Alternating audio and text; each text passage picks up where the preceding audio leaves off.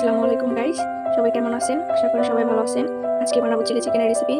আমি একটা মুরগির মাংস নিয়ে নিয়েছি আর ভালো করে পরিষ্কার করে বাটিতে নিয়ে নিয়েছি। এরপরে দিয়ে দিচ্ছি আদা বাটা, রসুন বাটা, সয়া সস, টমেটো সস, মরিচের গুঁড়া, নিয়ে নিয়েছি একটা ডিম। এরপরে দিয়ে দেবো পরিমাণ মতো কর্নফ্লাওয়ার। এরপরে ভালোভাবে এটাকে মিক্স করে নিতে হবে। দিয়ে দিয়েছি স্বাদ মতো। এরপরে আধা ঘন্টা এটাকে ঢেকে রাখতে হবে। ঢেকে রাখার পর এটাকে আস্তে নিয়ে যাব চুলায় ফ্রাই প্যানে। মাংসটি ভেজে নিব তেলে, ভালো করে ভেজে নিতে হবে।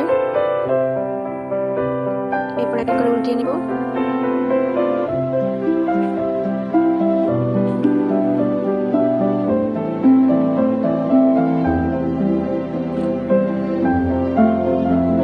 ভাজা হয়ে গেলে এগুলো উঠিয়ে নেব।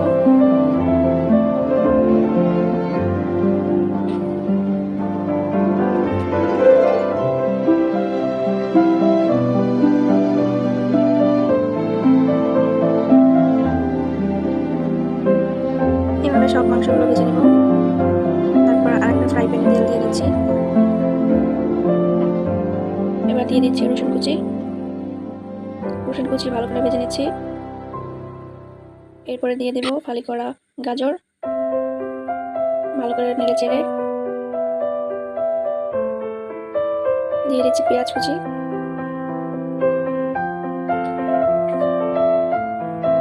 দিয়ে দিচ্ছি কাঁচামরিচ কাটা, ভালো করে ভেজে নিতে হবে।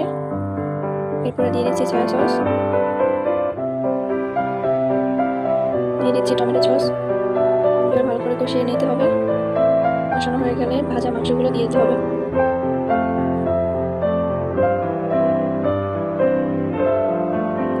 ভালো করে নেড়ে চেড়ে এরপরে দিয়ে দিচ্ছি হালকা একটু চিনি।